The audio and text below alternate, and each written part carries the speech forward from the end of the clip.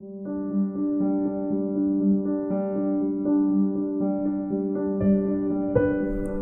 दोस्तों, study IQ channel में आप सबका स्वागत है।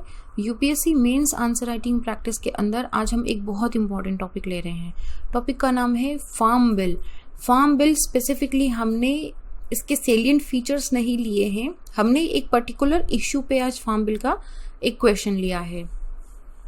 देखो, फार्म बिल का टॉपिक काफ़ी इंपॉर्टेंट है। इन जनरल भी एग्रीकल्चर से हर साल 1 या 2 क्वेश्चन आता है और इस बार ये क्वेश्चन जीएस 2 में से भी बनता है, जीएस 3 में से भी बनता है। आप इसमें से पर्टिकुलर टॉपिक पिक करके यूपीएससी उसमें से क्वेश्चन पूछ सकती है।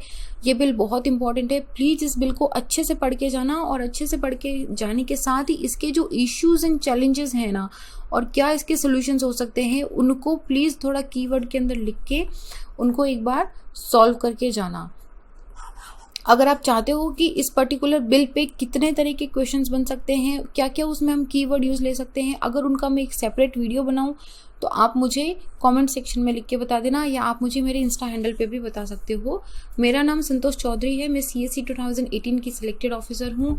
आपको अगर कोई भी क्वेरी है यूपीएससी से लेके तो आप मुझसे इंस्टाग्राम पे जुड़ सकते हैं। और दूसरा, हमने एक बात करी थी लास्ट वीडियो के अंदर कि हम हैंड रिटन आंसर्स की बात करेंगे। आप में से कुछ लोगों ने मुझे आंसर, उनको मैं रिव्यू करके आपको भेजूंगी। आप क्वेश्चन को डिस्कस करने के साथ ही जब तक अपने हाथ से आंसर नहीं लिखेंगे तब तक वो डिस्कशन कभी इतना फ्रूटफुल एंड सक्सेसफुल नहीं होगा।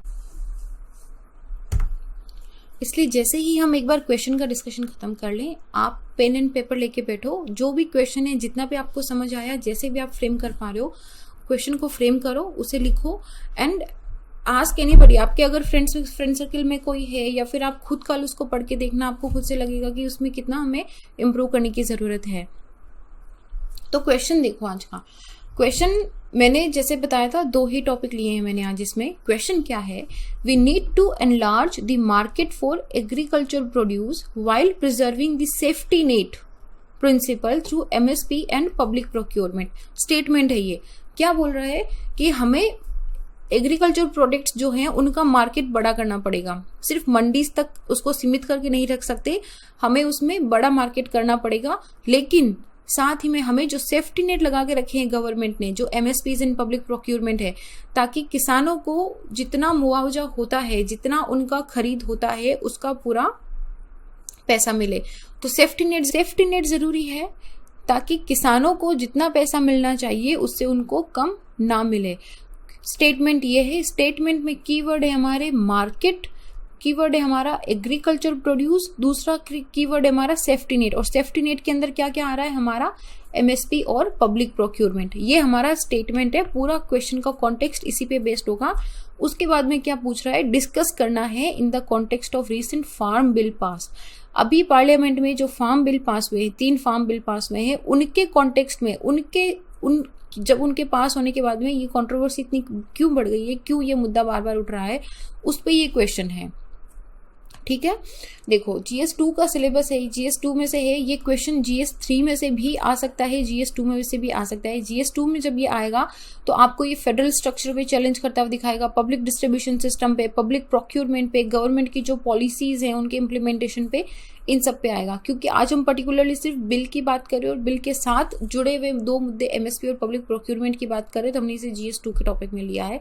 ऐसा ही क्वेश्चन जीएस 3 में भी आ सकता है। कॉन्टेक्स्ट ऑफ द क्वेश्चन क्या है, अभी काफ़ी स्पेशली पंजाब एंड हरियाणा के अंदर इसमें काफ़ी प्रोटेस्ट हुआ है। क्यों हुआ है, क्योंकि अभी 3 फार्म बिल प्रोड्यूस हुए हैं। बिल के नाम पढ़ के आपको पता चल जाएगा कि बिल के अंदर मेजर मुद्दा क्या होगा। The farmer produce trade and commerce, trade और कॉमर्स को बढ़ाना है, प्रमोशन एंड फैसिलिटेशन, ये बिल है एक। तो इसमें क्या होगा कि ट्रेड और कॉमर्स की बात करें ना, मतलब खरीद और बेच की, और ट्रेड की बात करें तो इसमें क्या होगा कि फार्मर्स जो है ना, वो अपनी हार्वेस्ट को, जो मंडी होती है जिसको एपीएमसीज बोलते हैं, एग्रीकल्चर प्रोड्यूस मार्केट कमिटीज, उनके अलावा भी प्राइवेट भी सेल उनको कर सकती है। ज़रूरी नहीं है कि अभी जो पब्लिक प्रोक्योरमेंट हो रहा है या फिर जो किसान जाके फसल अपनी सीधी मंडी में जाके बेचते हैं उनके पास दूसरे ऑप्शन अवेलेबल हो जाएंगे। तो हमारे क्वेश्चन का कॉन्टेक्स्ट क्या था, एनलार्ज दी मार्केट। तो एनलार्ज दी मार्केट कैसे हो रहा है, हम क्या कर रहे हैं, ट्रेड इन कॉमर्स का जो हमारा व्यू है, जो हमारा एरिया है, उसको हम बढ़ा रहे हैं। हम सिर्फ मंडी तक उसको सीमित नहीं रख रहे हैं, ठीक है। तो और इसमें दूसरा क्या पॉइंट रखा है कि without paying any state tax and fee, कोई स्टेट को टैक्स या फी या सेस नहीं लगेगा इसके अंदर, बिना उसके चला जाएगा। तो इसमें देखो फायदा क्या हुआ है ना कि मिडिल मैन जो था, जो गवर्नमेंट बीच में आ रही थी या कोई भी मिडिल मैन बीच में आ रहा था, वो हट गया है। अभी अगर कोई प्राइवेट कंपनी है जिसको अगर फार्मर से सीधी खरीद करनी है, कोई फूड प्रोसेसिंग इंडस्ट्री वाला बंदा है जिसको अगर सीधा गेहूं खरीदना है या बाजरा खरीदना है, तो वो सीधा किसान के पास जाएगा और सीधा उसके साथ भाव मोल कर लेगा और अपना वो उसका जो फसल है वो खरीद लेगा और किसान को सीधा पैसा मिल जाएगा यहाँ पे। ये इनका पॉइंट है। अभी ऐसा नहीं होगा कि किसान पहले मंडी पे जाएगा, फिर मंडी के थ्रू जो प्राइवेट कंपनीज हैं वो वहां से लाके खरीदेंगी। ये वाला यहाँ पे खत्म कर रहे हैं। दूसरा क्या बिल है, the farmer empowerment and protection. Farmers का एम्पावर कर रहे हैं, प्रोटेक्शन कर रहे हैं। कैसे कर रहे हैं हम, agreement on price assurance and farm service bill. Farm services पे और प्राइस अश्योरेंस पे हम दोनों को उनको प्रोटेक्ट करें कि फार्मर्स को नुकसान नहीं होना चाहिए। इसमें क्या कर रहा है, डायरेक्ट मार्केटिंग वाला फंडा दे दिया है और कॉन्ट्रैक्ट फार्मिंग का दे दिया है, ठीक है। और तीसरा बिल है दी असेंशियल कमोडिटी का। असेंशियल कमोडिटी के अंदर क्या है, असेंशियल कमोडिटी बिल 2020। इसमें ये डीरेगुलेट कर रहा है जो भी production, storage, movement and sale of major food stuff होता है ना, except in the case of extraordinary circumstances, जब बिल्कुल गवर्नमेंट का की अथॉरिटी होगी कि हम क्या डिसीजन लेंगे। उसके अलावा जो मेजर फूड स्टफ है उसको उन्होंने डीरेगुलेट कर दिया है। अभी क्या होगा कि प्राइवेट कंपनीज वाली जो है वो भी they can invest into agriculture. तो ये अच्छी बात भी है और बुरी बात भी है। देखो हर सिक्के के दो पहलू की तरह हर बिल की अच्छी बातें भी होती है, बुरी बातें भी होती है। किसी को सूट करता है, किसी को नहीं सूट करता है। तो यहाँ पे मेजर मुद्दा क्या था कि इसको एक तो थोड़ा ये बताया गया था कि जो एग्रीकल्चर के अंदर जो ट्रेड है वो स्टार्ट हो जाएगा एग्रीकल्चर कमोडिटीज़ का। तो प्राइवेट प्लेयर जब आ जाते हैं तो जनरली हमारा ये इशू रहता है कि हमारे जो फार्मर्स, हमारे जो किसान है ना, उनको इतना फ़ायदा नहीं होगा, उनको दबा दिया जाएगा। और दूसरा price assurance, farm service including contract वाला जो हमने देखा था, या एसेंशियल कमोडिटी के स्टॉक वाला, ये सारे हमारे इसके अंदर कीवर्ड्स हैं, ठीक है। अभी देखो हम अपने क्वेश्चन की तरफ बात करेंगे। बाकी क्या इश्यूज एंड चैलेंजेस हैं वो मैं इस क्वेश्चन के अंदर आज डिस्कस नहीं करूंगी। दो मेजर चीजें आई है हमारी, एक तो हमने एमएसपी के बारे में बात करा है और एक हमने पब्लिक प्रोक्योरमेंट के बारे में बात करा है। एमएसपी क्या होता है पहले समझो कि होता क्या है। जब एग्जैक्टली समझ आ जाएगा ना कॉन्टेक्स्ट कि हम किस बारे में हम मुद्दा उठा रहे हैं, जब वो समझ आ जाएगा तो हमें उसका बाद में सोल्यूशन भी समझ आ जाएगा और बिल में क्या प्रोविजन है वो भी समझ आ जाएगा। एमएसपी किसको बोलते हैं, MSP is actually a part of public procurement. पहले पब्लिक प्रोक्योरमेंट समझो। गवर्नमेंट का पब्लिक प्रोक्योरमेंट का पॉलिसी फूड ग्रेन का क्या बोलता है, इसके अंदर हम एमएसपी को लेके आते हैं और हम जो गवर्नमेंट है उसके under availability of the food grain to the weaker section को देते हैं अफोर्डेबल प्राइसेस पे। फूड सिक्योरिटी एक मेजर इशू है यहाँ पे। फूड सिक्योरिटी को फुलफिल करने के लिए कि हम जो फूड सिक्योरिटी का हमारा एम है उसको हम फुलफिल करें, तो इसके अंदर क्या होता है कि इफेक्टिव मार्केट इंटरवेंशन होता है जिसके अंदर प्राइजेस को अंडर चेक रखा जाता है और उसी के अंतर्गत एमएसपी एक प्राइस, एमएसपी इसका एक मेथड है। तो इसमें क्या होता है कि गवर्नमेंट एक फिक्स प्राइस कर देती है। रबी की फसल से पहले गवर्नमेंट हर चीज, इनकी कुछ पर्टिकुलर आई थिंक 23 कमोडिटीज हैं जिनका एक फिक्स प्राइस सेट कर देती है। उस प्राइस से नीचे कोई भी खरीदेगा ही नहीं, कोई भी बेचेगा नहीं। वो मिनिमम प्राइस है, मिनिमम सपोर्ट प्राइस है। अगर आपका फसल कहीं पे भी नहीं बिक रहा है तो गवर्नमेंट आपको मिनिमम पैसे देके वो फसल आपकी खरीदेगी। वो है आपका public procurement at the minimum support price. इसके ऊपर प्राइस जाता है तो वो आपका प्राइस है, लेकिन इससे नीचे कोई भी प्राइवेट या फिर पब्लिक कोई भी खरीद इसकी नहीं होगी। वो होता है हमारा मिनिमम सपोर्ट प्राइस। तो इसके अंदर क्या है, इस बिल के अंदर ऐसा इस बारे में काफ़ी प्रोटेस्ट हो रहे हैं। आपने ऑलरेडी, आपको पता होगा, आपने पढ़ा होगा, तो मुझे इतना ज़्यादा एक्सप्लेन करने की भी ज़रूरत नहीं है इसमें। कि इसमें क्वेश्चन है कि जब आप मंडी से बाहर जाके अपनी फसल को बेचोगे तो मिनिमम सपोर्ट प्राइस का क्या एश्योरेंस रहेगा? क्या मिनिमम सपोर्ट प्राइस हमें तब भी मिलेगा? क्या पब्लिक प्रोक्योरमेंट का जो पॉलिसी है वो तब भी लागू होगा जब प्राइवेट प्लेयर्स खरीद रहे हैं? तो ये वाला मेजर चैलेंज है। देखो, इस तरीके से जो हमारा FCI है, फूड कॉर्पोरेशन ऑफ इंडिया, वो हमारा मेजर अथॉरिटी है पब्लिक प्रोक्योरमेंट के लिए। तो हर साल रबी की फसल से पहले वो एक फिक्स प्राइस दे देते हैं इस तरीके से, तो वो मिनिमम प्राइस पे वो फसल एटलीस्ट खरीदी ही जाएगी। तो क्वेश्चन है कि क्या किसानों को मिनिमम सपोर्ट प्राइस मिलेगा? सबसे ज्यादा हमारा इसी पे प्रोटेस्ट हो रहा है। क्यों हो रहा है? प्रोविजन देखो, जो farmer produce trade and commerce bill है ना, उसमें क्या लिखा था? हमने सबसे पहली स्लाइड में देखा था कि अभी हमने एग्रीकल्चर का सेल और जो मार्केटिंग है वो हमने मंडी से बाहर कर दिया है, और दूसरा जो एक तो टैक्स और सेस ले रहे थे हमने वो रिमूव कर दिया है, और इंटरस्टेट ट्रेड के अंदर जो बैरियर थे, जो टैक्सेस थे, उनको हमने हटा दिया है, और यहाँ पे हम ई ट्रेडिंग को भी लेके आ रहे हैं। तो ये एक तो स्टेट गवर्नमेंट को इसमें रेवेन्यू लॉस हो रहा है, क्योंकि पहले वो जो टैक्सेस कलेक्ट कर रहे थे वो हटा दिए गए हैं। तो it prohibit the state government also कि पहले जो मार्केट फीस वो कलेक्ट करते थे, सेस एंड लेवी कलेक्ट करते थे, तो उनका रेवेन्यू कम हो गया है। Specially Punjab and Haryana, pedi and जो राइस और व्हीट है उन पे सबसे ज्यादा MSP होता है, और पंजाब और हरियाणा 2 ऐसे स्टेट हैं जहाँ पे सबसे ज्यादा इनका प्रोडक्शन होता है, और इनके प्रोडक्शन और इनकी खरीद की वजह से जो स्टेट है उनको काफी अच्छा रेवेन्यू मिलता है। तो एक तो उनमें मेजर ये चैलेंज है, और दूसरा क्या है कि जो मोनोपोली ऑफ APMCs है ना, वो भी अभी लग रहा है कि खत्म हो जाएगी। तो उसके साथ ही वो भी क्वेश्चन है कि जो MSP मिल रही थी हमें, जो एकदम पब्लिक प्रोक्योरमेंट मिल रहा था कि कोई भी नहीं खरीदेगा, कोई भी प्राइवेट प्लेयर जो है आपको वो एक्सप्लॉइट नहीं करेगा, वो वाला यहाँ पे क्वेश्चन मार्क बन रहा है। लेकिन इसमें देखो कुछ केसेस क्या हैं कि एक तो ना सिलेक्टेड परचेज होती है। ऐसा नहीं है कि गवर्नमेंट आप जो भी उगाओगे, जो भी फसल आपने कल्टीवेट करी है उसको खरीद लेगी एक मिनिमम सपोर्ट प्राइस पे।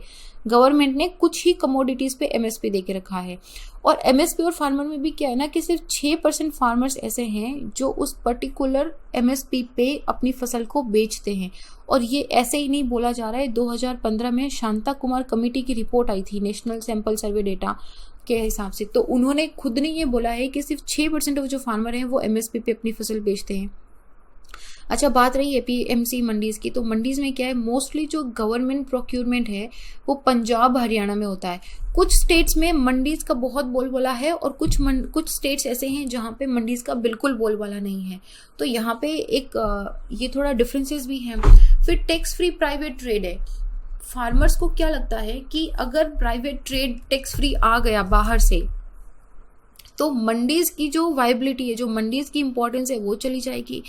रिडक्शन इन MSP प्राइसेस की भी बात करें कि अगर टैक्स फ्री ट्रेड को अलाउ कर दिया गवर्नमेंट ने, तो क्या गवर्नमेंट का खुद का प्रोडक्शन का जो प्रोक्योरमेंट है वो कम नहीं हो जाएगा?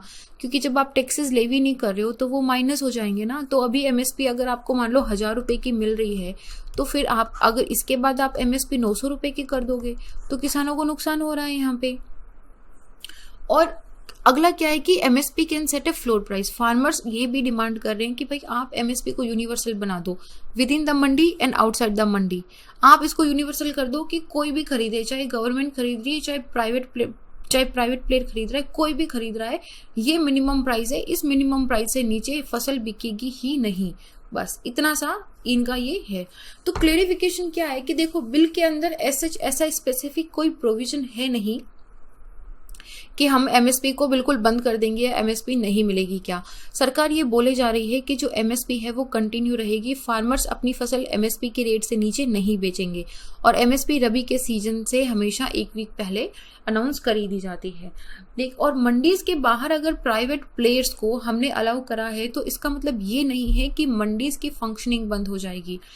अगर इसका पॉजिटिव पॉइंट आप ये देखो तो शायद मंडीज की जो इफिशियंसी है, मंडीज की जो ट्रांसपेरेंसी है, मंडीज की जो इफेक्टिवनेस है, जो मिडिलमैन का इंटरफेरेंस है, वो सब कम हो जाएगा, और मंडीज जो है वो और भी ज्यादा इफेक्टिवली काम करना स्टार्ट कर देंगी। तो मंडीज काम करना बंद नहीं होगी, वहां पे ट्रेडिंग होती रहेगी। और उसके साथ ही फार्मर्स को जो हम बात कर रहे थे ना कि अल्टरनेट मार्केट, एक और भी ज्यादा मार्केट के ऑप्शंस मिलने चाहिए, तो वो उनको और भी ज्यादा मार्केट के ऑप्शंस मिल रहे हैं। और जब आप आपको ई नाम का पता होगा, जब आप इलेक्ट्रॉनिक ट्रेडिंग स्टार्ट कर दोगे, तो क्या उनके पास पूरा कंट्री उनका मार्केट नहीं बन जाएगा? ये कितनी अच्छी बात होगी कि बिहार का कोई किसान अगर महाराष्ट्र के किसी प्राइवेट प्लेयर को अपनी फसल इलेक्ट्रॉनिक ट्रेडिंग के थ्रू बेच रहा है तो मिडिल मैन तो बिल्कुल ही खत्म हो गया, जितना भी प्रॉफिट है वो सीधा किसान को मिल रहा है। और दूसरा, इसमें एकदम ट्रांसपेरेंसी एंड टाइम सेविंग है, कोई मिडिल मैन नहीं है, सीधा जो जिसको लेना है जिसको खरीदना है दोनों आपस में आओ, बात करो और अपना हिसाब किताब करो। तो ये अगर इन सारे कंफ्यूजन्स को हटा दिया जाए तो बेसिकली ये बिल फार्मर्स को प्रोटेक्ट करने के लिए और उनकी जो हम डबल फार्मिंग ऑफ इनकम की बात कर रहे थे उसके लिए ये लाया गया है।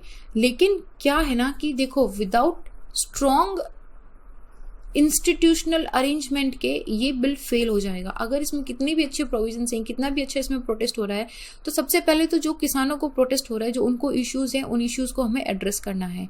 और दूसरा है कि अगर आप बिल लेके आ जाओ लेकिन अगर उसका सही से इम्प्लीमेंटेशन नहीं होगा, और सही से इम्प्लीमेंटेशन कब होगा, जब आपका इंस्टीट्यूशनल स्ट्रक्चर अच्छा होगा।